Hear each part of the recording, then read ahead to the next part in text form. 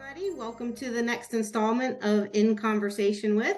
Today, we are honored to have Andrew Bish, CEO of Bish Enterprises, and a whole lot of other titles that I'm going to let you inform us of. So welcome, Andrew. Thank you for being here. And please tell us a little more about what you do. Yeah, well, thank you, Erica. I'm really happy to be here. So you mentioned, yes, I'm the Chief Operating Officer here at Bish Enterprises. This company, third generation, family-owned manufacturing company based here in Giltner, Nebraska. My mother and father still own the company today. I founded the company Hemp Harvest Works back in 2017. That's basically a sales organization for Bish Enterprises. We started that. I call it our front company because it goes back to our legal days. Hemp was illegal in the state of Nebraska. Transacting in hemp was illegal when we got into working as a machinery manufacturer and designer of equipment for the hemp industry. So launched that company. From there, continued to work in the industry, and today I'm blessed to be the president of the Hemp Feed Coalition. I also serve as a board member for the Colorado Hemp Association and the treasurer of the Standing Committee of Hemp Organizations with the NHA. This last year, we also stood up a new company, Global Fiber Processing in Monte Vista, and are processing just over 1 ton an hour of hemp stalks through our decortication facility out there. Nice. That is a lot of titles, and I'm sure you do them all excellent. So let's start with Bish Enterprises. What do you do? What type of equipment do you sell? And how Yeah. did How did it begin? Yeah. So my grandfather started this company. I would say that what we do is we find solutions for the problems no one else cares about. We're not a competitor or trying to compete with John Deere or Case or Kloss. What we do is support companies like that by providing unique solutions to their customers. We work mainly on the harvesting end of things, primarily grain harvesting. So we specialize in development of harvesting attachments, headers, things like that. Originally for corn and soybeans, and of course we've branched off into a number of other specialty crops. We also do a lot of work in the research portions of the industry. So we develop small scale headers that a lot of your soybeans that are tested in the United States, field testing is harvested with our equipment. Nice. And when and how did you first get interested in hemp? Yeah, accidentally. We work with a lot of different custom harvesters throughout the country. We're members of the U.S. Custom Harvesters Association and really enjoy our custom harvester customers. And one of them reached out to us. They had seen one of our products that we had developed for the sorghum industry and the sorghum header. And it's what's called our super crop header. And they thought that could replace some of the equipment that they'd been using in Colorado to harvest hemp. They had tried a couple different pieces of equipment in 2015 that just didn't perform to their expectations. So they invited us out with our header. It was a 180-acre grain harvest. So that's the first field we ever did was 180 acres. And things worked. I mean, outside of a few minor issues that helped us develop a better product in the coming seasons, the header worked really, really well.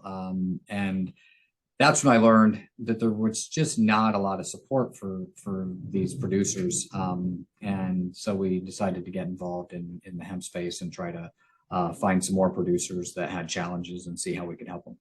Nice. And challenges are aplenty in this industry, right? Yeah, no shortage. So the equipment that you have, is it focused solely on grain? Do you have options for fiber or cannabinoid harvesting as well, or is it mostly for grain? Yeah, well, what was funny about getting involved in the hemp industry was that when we got in, again, I thought we were getting into an industry where it was going to be grain focused. And I learned immediately that nobody cared about grain in 2016.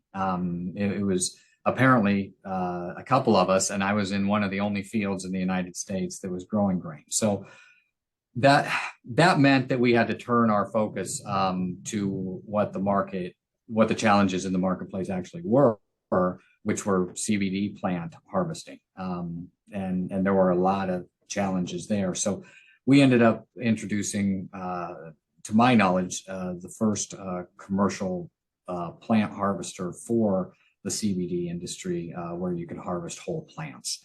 And we did that back in late 2018. And so, yes, we have solutions for CBD producers, and we've developed a number of other products since that original harvester, strippers, different things like that, buckers. And then from a fiber perspective, we quietly been working in the background on different fiber technologies. And this last year, we launched commercially a multi-height sickle mower for fiber production. So yeah, we work outside of grain now, and work in the flower and fiber space. Nice.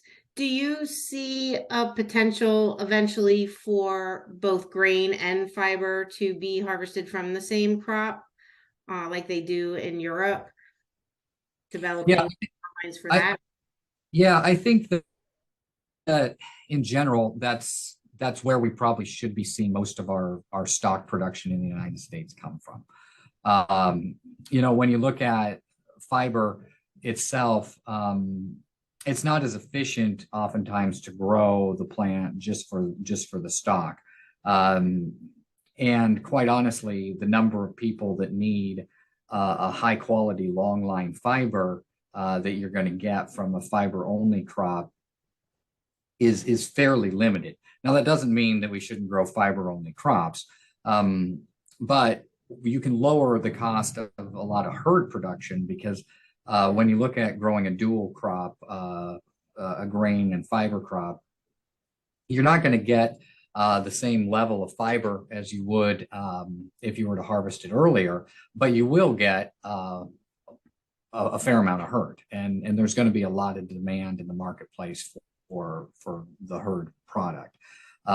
So if we can get that herd product from a grain harvest, that ultimately be the byproduct of the grain harvest, right? And so now you've got incremental revenue from the grain harvest. The challenge just is there's not enough offtake of grain in the United States as a result of the inability to feed that commodity to animals. So we can only feed it to humans, and humans can only eat so much hemp seed meal. I don't know if you've ever eaten hemp seed meal. I don't think it's bad, but it's not like going to replace most of my meals. Okay, so we got to branch outside of that. And what's exciting is we are seeing some growth in some places like Texas, where Texas has recently legalized it for the you can feed some of the hemp seed meal to certain animals, not production animals, but animals for hunting and some other types of animals. And so we're starting to see some demand in the market for that. And that's exciting because, again, that'll drive down some of the cost of the stock material, that'll drive down the cost of production as a whole. Yeah, I think that's a good point. And yes, and we're going to get to the animal feed part of it in a bit here. But I think the human market is not been exploited as much as it could be. Things like hemp milk should be replacing almond milk, simply because almonds take such a ridiculous amount of water to produce. And I think once we get more isolating the protein out of hemp for vegan, protein replacements, that market will also eventually expand, but it will be the animal feed side of it that is where we see the bulk of it. But do you see the dual purpose being more like a grain crop and the stalk is a byproduct, or do you see where like, yeah, we're growing 17-foot tall plants for fiber, letting them go to seed, and the seed is the secondary product? Yeah, I think that's a little bit more challenging, to be honest. From from a machinery technology standpoint, I think that option B there is just quite a bit more costly, and so we'll see the market naturally gravitate to the other direction where the grain is the primary crop and the stock is going to be the byproduct.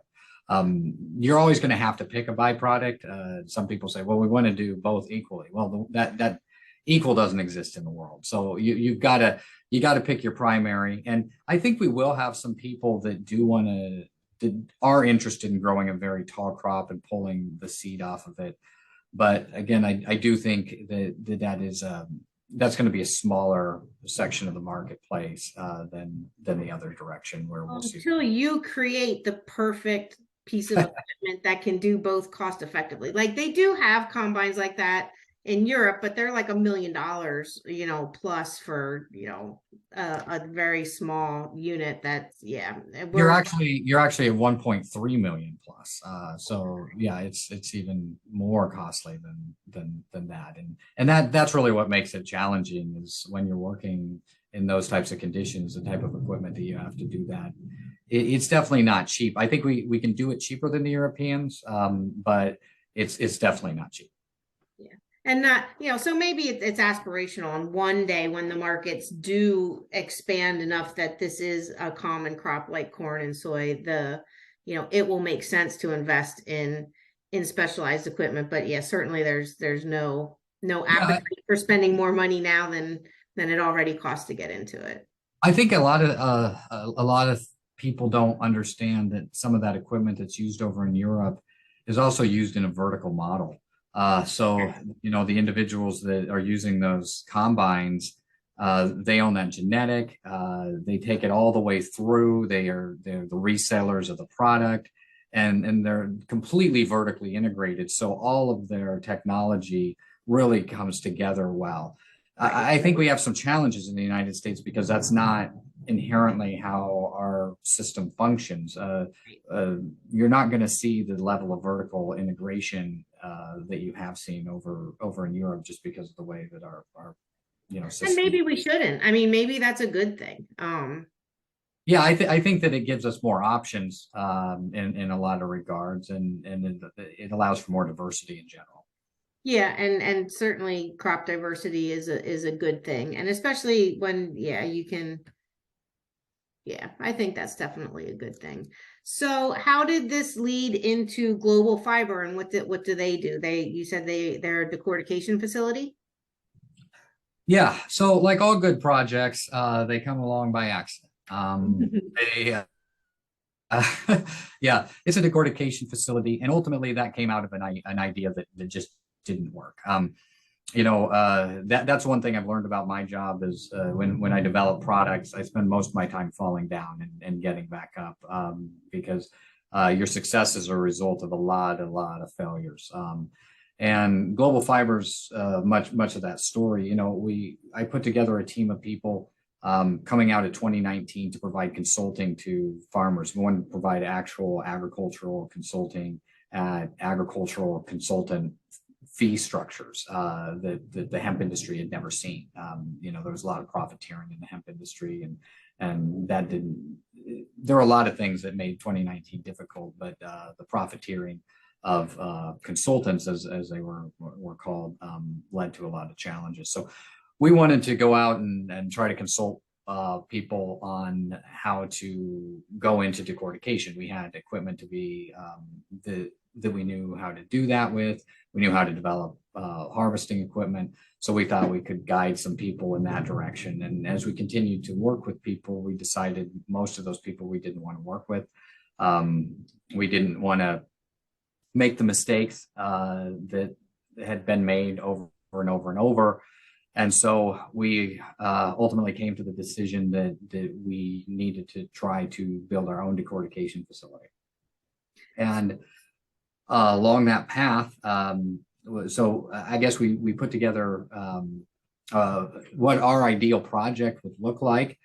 We took it to a couple investors, and fairly quickly we had some people that believed in the same ideas that we had, which were trying to provide regional-based decortication and provide jobs to some of these small communities in America. I'm from a small town of 400 people. I see people leaving all the time. I left. There's not a lot of reasons to come back to a place like this, and I want to give people reasons to come back, and I think hemp is a way to do that. So we took on that investment, and then of course we changed courses a little bit, which is how Formation Ag came under the Global Fiber umbrella. The owner of Formation Ag happened to pass away while we were working with them on developing some equipment, and we ended up purchasing the company and then launching Global Fiber a little bit delayed as we veered off course. But as of now, Global Fiber now owns Formation Ag. So we own our own intellectual property to develop our own decortication equipment. So we are the only decorticator that we know of in the United States that produces a commercial grade decorticator and also does decortication. That's amazing. So you developed and are using your own decorticator that you guys developed. Are you selling the decorticators to others, or like franchising, or just plan to open more facilities, or what's your plan for your decortication? So we're doing a little bit of both. Corbett Hefner, one of my partners, is still running Formation Ag, and he has been very instrumental in helping to develop out the current model of decorticator. And we do have some customers that have taken ownership of decorticators that we are producing. So we are putting them out into the marketplace for other people to decorticate, and then we are working on expanding out our footprint as well. When you look at the number of acres that are really going to be required and the amount of decortication that's going to be required in the United States, we feel like there's a lot of room to work with a lot of people. We don't need to try to do everything ourselves. So yeah, at this time, we are still selling equipment into the marketplace. That's amazing. Because like I know in our vision of things, like if we can get to a place where just 5% of current producers of corn, soy, and wheat add hemp into their rotation, that gets us to like 10 to 12 million acres. And that's a lot of decortication facilities that are going to be needed. And in a perfect world, like you said, like being able to put them regionally all across the country. I mean, that's what rural revitalization is all about, right? Like you're living it and proving it to be true. And that's amazing. Like that's everything that's good about this industry, I think. So thank you for that. And that is super exciting. So you like have the equipment, and then you also have a company that can show it in action, and actually doing it at the same time. And like what could be better than that? Yeah, Well, it's got its days, I'll tell you that. We've we've learned more things than we ever thought we could learn, and every day is definitely a new challenge on its own. But I think some of us are geared for that, right? There's people who like to go to work at 8 o'clock in the morning and leave at 4 o'clock in the afternoon, and that's great.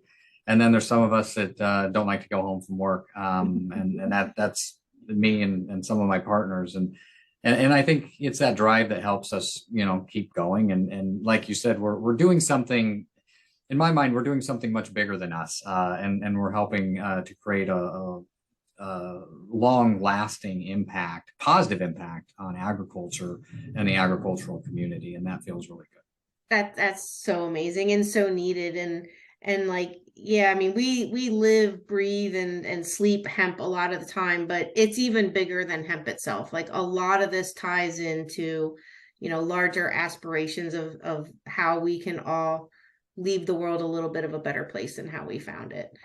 And rural communities have been overlooked for a long time, and and we need to do more domestically, and we need to help farmers, and we need to change the way we consume things. And hemp plays an important part in all of that. So yeah, thank you super a lot for what you do. Like it's super exciting for me to hear. And I don't know how I didn't know about all that stuff. Like I knew what you were doing, but the hearing the backstory about it just makes it even more special. Well, you talk about some of the what I call the hippy dippy side of hemp, right? The we can save the world. And I try not to bring those conversations up too often, but the reality is there's so much of it that's true. There's so much that hemp actually can do to change positively, soil conditions, the food in general, the amount of protein that's available on a per acre basis in the world. There really are a lot of things when you get going. And like I said, I try not to get lost in all those. Because we sound crazy when we start going down the rabbit holes, right? Yeah, exactly. But the reality is it's all true. And so one of the things I try to do is, keep my head down and focus on the things that we can control. And eventually all those things that we, talk about when we're all together at our conferences, someday those things will come true on their own. Yeah, and I think that's also a really good point, that I think that some of the struggles the industry has had is that there is so much potential that it's like throwing spaghetti against the wall instead of taking that one thing like you have done and actually making it be real.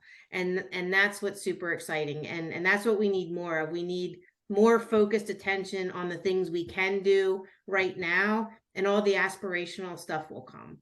It's Yeah. one step at a time. Like incremental steps is how you get anywhere. As much as we'd love to just wave the magic wand and have it all happen, um what you're doing is definitely walking the walk, and that's fantastic. Okay, so let's shift gears a little bit and talk about Hemp Feed Coalition and your Okay. role there, and what's happening, and what people can do to get involved. Well, yeah, I love talking about the Hemp Feed Coalition. One of the things that a lot of people they ask me, like, you must really love animals and trying to help animals. And honestly, for me, it's about the economics. Animals are exciting. My grandfather, he raised cattle, and I worked on a hog farm in high school, and so I have a close relationship with a lot of animals. I think that hemp feeding animals hemp is the key to reducing the production cost of the entire hemp production line. Whether you look at grain or fiber or even cannabinoids, you can reduce the cost of production if we can get this into the diets of animals. And that completely excludes all the health benefits that there are for the animals, which are insurmountable. Right now, one of the things that we're doing at the Hemp Feed Coalition is really staying focused on our egg laying chicken application that we have in with the FDA. And a lot of people don't realize that. Let's take it back a step. A lot of people don't realize that hemp, well, it's on the shelf. You can go buy hemp hearts, hemp seed oil. You can drink that if you want to. I wouldn't drink hemp seed oil. It's oil. It's not great. But you as a consumer can go to the store and eat as much of that as you want to, and there's no challenge to that. But animal feed has never been approved as an ingredient. It never came up, quite honestly. So it's just, a lot of people said, it was made illegal. Well, no, that's not really the case. It just was never made legal. So that's a little bit different than being illegal, but it's got a lot of similarities, unfortunately. So what we've got to do is we have to apply to the FDA for every single animal that there is out there and every type of animal. So with chickens, there's egg-laying chickens, there's boiler chickens, I don't know how many types of chickens there are, but there's the same amount of cows and sheep and pigs. And so got to do a lot of studies, and we work with a lot of different universities throughout the United States, depend on them to do these studies, and we depend on people, private organizations as well, to perform these studies. What we do at the Hemp Feed Coalition then is we aggregate these studies and we put forward applications to the FDA. And so right now we have our first application, which is egg-laying chickens or egg-laying hens, I believe is the appropriate term. And what we're trying to get approved is hemp seed meal. So you take the seed, you extract the oil out of it. What you're left with is called hemp seed meal. And that product is high in omega-3, omega-6 fatty acids. There's a lot of other health benefits. It's fairly high in protein, a real competitor for soybeans. And once we get that approved, then you can add that to the diet of egg-laying chickens. Now, we don't promote feeding 100% hemp to any of these animals. It's a part of the diet. So most animals will accept somewhere between 12 and 22% hemp seed meal in their diet ration, and that's typically known to be safe and healthy. So once we get that one approved, then we can start looking at some of the other animals, and there's a lot of good studies on ruminants, or also known as cattle, out there that we may very well put an application to after this is approved. Now, with that being said, the approval process is very lengthy and it's very costly. Currently, we're into this approval process 24 months. The reality is, when we're done with it, if things go well this year, we might get out of it in under 3 years for the entire process. But that's a lot of time, a lot of effort by people, and we can't do it without the support of people that donate funds to the organization. We're all of us are we volunteer our time. I'm the president, the vice president volunteers our time, the executive director. I think we pay a very small amount, but most of our revenue goes directly to operating the organization and submitting these applications. So that's what we do. And that's kind of where we are, is working with the FDA on getting this approved. Every time we submit information to the FDA, they have up to 180 days to respond. So that's a real challenge that we have, and does not make for the process moving any faster, obviously. But we're getting better at responding. We're getting better at working with the FDA. So I think that after we cross this threshold with this first application, the second one won't be easy by any means, but we'll understand the dialogue better. We'll understand how we need to position the information better, and we will get more efficient at doing this, and we will open the door for more and more animals. So can you explain a little bit the difference between submitting an application through AAFCO versus submitting it directly to FDA? And I think it's CVM is a division, the Center of Veterinary Medicine, that does the approvals for feed ingredients. Yeah, great question. So AAFCO is really a governing body, and I almost think of them as an insulation layer between us and the FDA. So the appropriate process really is to go to AAFCO and have AAFCO go to the FDA on your behalf for the application. That's a normal course. What the benefits of that are, again, AAFCO has resources to verify information, data information, and help make the job of the FDA a little bit easier. The FDA is not extremely well funded in this particular category. They might be a well-funded organization, but not in terms of approving animal feed ingredients. That's not a well-funded portion. So AAFCO is an insulative layer that ultimately you hope to work with them, provide the data to them, and have them support your cause. In our particular situation, we have worked directly with AAFCO and are working directly with the FDA, as AAFCO has not been quite the supporters of what we're trying to do as we had hoped they would be. So we are continuing to have conversations with AFCO while we are working directly with the FDA on the approval process. If FDA does directly approve it, does AFCO then also immediately approve it, or do you still have to go through an application process with them to get AFCO to recognize it, or is FDA the final authority? So FDA is the final authority, although this is a semi-unique situation where you typically don't see an animal feed ingredient getting approved by the FDA without AFCO's stamp of approval. We may very well see that happen. How AFCO responds to that, I'm not sure exactly how they will do that, but they will likely follow the guidance of the FDA. That'll be good. Yeah, it's kind of fascinating to see how this all goes down. It's interesting to me, like you said, it wasn't bad. It was, to me, the Marijuana Tax Act did effectively ban the production of hemp because they made it pretty impossible to get it.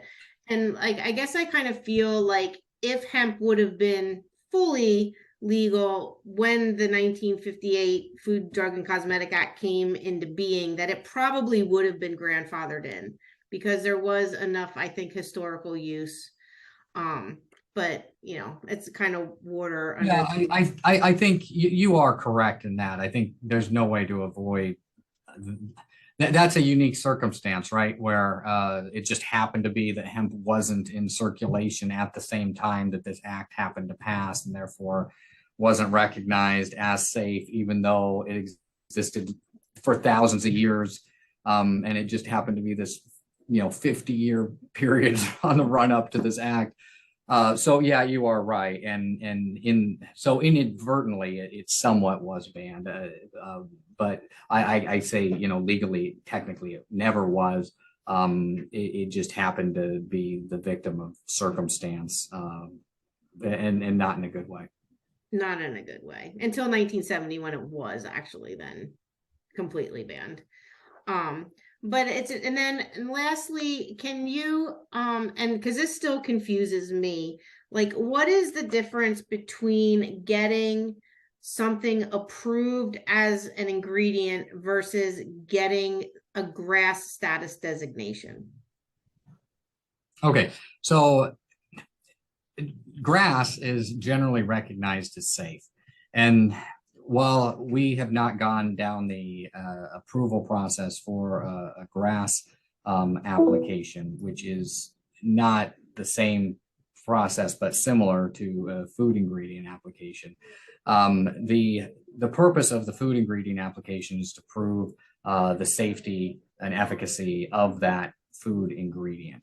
A GRAS status would not necessarily achieve that. So you may not have, while we may be able to achieve GRAS status, we may not receive some of the benefits that you would receive from the animal food application, such as the scientific data that would be given back and recognized by the FDA. So I would say they're both very, very similar, but the animal food application is much more about the safety and efficacy than the GRAS status would be. We have looked at GRAS status for hemp as an animal feed, and just based on the way that the process is laid out currently, we've decided not to go that direction. Yeah, I definitely can understand that getting it approved is kind of a, it might be a little bit longer, more arduous process, but once it's done, it's done. Yeah, you've got the trust there that, so if you're a food manufacturer, if you've got approval from the FDA, you can really do a lot with that. Where if it's generally recognized as safe, you still might have to convince your consumer through other means that it is a safe product. So my understanding is that hemp grain for human consumption just only has GRAS status and hemp oil and those things. And I wonder if anybody ever will go through the process of having it officially recognized or not, or if it's just, so relatively common that nobody thinks about it. I don't think it ever will. I don't think there's any reason on the human side of things, mainly due to the amount of time that it's been in the marketplace.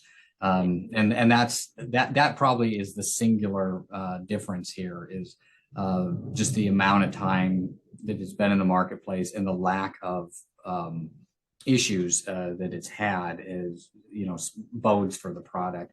With animal feed, we don't have that again because of the lack of people feeding it. Now, if people had been feeding it illegally to animals for the past 20 years and had records of that, this process actually might be considerably easier. But we just didn't see that happening because, again, we had a prohibition on hemp, and Right. you just didn't see that happening. Makes sense. Okay, so in closing, how about what is it that you love most about this industry, and what is it you like the least about this industry? Oh, In either order. okay. I think they're both the same. I I love getting to work with a lot of the people. I think the people are the best and the worst of this industry. Let's talk about the good first. So, what's great about this industry is that there really is a community in a way that you don't see in a lot of different fields, and I think it has somewhat to do with agriculture because it does feel very much like the way agricultural communities work with each other. So I enjoy that aspect. There's a warmth, when I'm around people in the hemp community, and there's an optimism, and that feels really good to me because that drives me when there's an optimism around me that makes it more exciting to do what you're doing. I mean, I can work in an environment where there's not a lot of optimism, but it's always more fun when there is. And people in the hemp industry are routinely optimistic for no reason at all. And I love that. At the same time, I think that those are we're an industry that came out of illegality, and so there are some parts and some pockets in the industry that make it very difficult to work in, and some attitudes that are generally unfriendly to the cause itself, and that's tough to work with. There's also a very litigious aspect of working in the hemp industry. We work in agriculture. Hemp is the only commodity that I talk to my salespeople about certain lines on contracts because of the litigious nature of the industry. You just don't see the same challenges in the regular agricultural space that you do in hemp. And again, that's not everyone. These are pockets, but I would say those are the good and the bad is definitely going to be the both sides of the people. The people that are routinely optimistic, that are hard workers, and again, talk about hard workers. How many associations do we have? 300,000 associations in the hemp industry. There's more associations than there are hemp farmers in the United States. But that speaks to how hard some people want to work to make this plant a commodity. There's not that many soybean promoters out there. I don't know 3 soybean promoters, but I just know so many people that are advocates for hemp, and that's really, really exciting to me. And you just don't see that in other aspects, even of agriculture. Again, we're a tight community. I love working in agriculture because I think, I'll be honest, I think people in agriculture are the best people to work with. But hemp people, there's more optimism in the hemp community than the general agricultural community at large. Gotcha. And where do you think we'll be as an industry in 5 years? We'll be commoditization status. We'll be north of 500,000 acres of fiber. Absolutely. I think we'll probably get to where there is some grain offtake for reasons that I can't forecast right now. And some of that will have to do with, I think some of these animal feed applications are going to go through. And then you've got states that are legalizing, going some backdoor paths to get animals fed as well. So I think we'll be north of 500,000 acres and well into commoditization status and getting to the point where we've got real market-based pricing starting to occur. Excellent. I agree with that projection. And then I hope we quadruple that in 10 years. Yeah, and then we're, you know, relative to our advocacy, there's a lot less of that's needed because as we started getting into commoditization status, the market starts to take hold, right? And it can start to do the thing that we've always wanted it to do, which is I call it the Pinocchio moment, right? When it becomes a real boy, and then Yep. it can Yep. go off. Absolutely. Yeah, I mean that's the kind of funny thing about like people like me, like we do hope to one day work ourselves out of a job, right? Yeah. So one day. Well, Andrew, this has been an absolute pleasure. I thank you so much for your time. I thank you for the fantastic work that you do, both in your business and with the Hemp Feed Coalition. For anybody out there, hempfeedcoalition.org. Go sign up, become a member, stay on top of everything they're doing. Because I live in Pennsylvania and I've had hemp eggs and they're super, super good. So we Yeah, all you're lucky. vested interest in getting these ingredients approved because they really make a big difference. I didn't think eggs could really taste different, but they actually do, and they're really good. So thank you, thank you, thank you. And I hope we can catch up again and do another installment. And anytime you have something exciting to share, just let us know. Yeah, absolutely. Thank you, Eric. I appreciate being here today. Thank you. Hope you all enjoyed this installment of In Conversation With, and we will see you next time.